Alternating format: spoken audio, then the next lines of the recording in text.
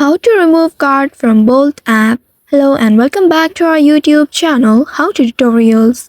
In today's video, I'm going to show you how you can remove card from Bolt app. In order to do so, first of all, you will need to open your Bolt application on your mobile device and ensure that you are logged into your account. Once logged in, you will land on this homepage. Now here you will need to tap on the three horizontal lines at the top left corner. Simply tap on it and then you'll be able to access the side menu. From this menu you will need to select the option payment. Simply tap on payment and then you will be taken to this section. Now here you will be able to see your card if you have added it here at the very bottom. You may simply swipe left on the card you want to remove to reveal the delete button and then tap on the delete option to confirm the removal. You may also need to verify yourself in order to delete the card. And if there's a pending payment in your account, then you will need to add a new card first before deleting the existing one. And to add a new card, you just simply need to tap on this add payment method at the very bottom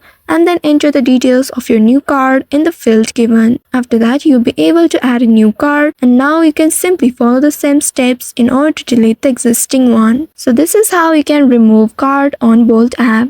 I hope this tutorial was helpful. If yes, don't forget to like, share and subscribe to our channel.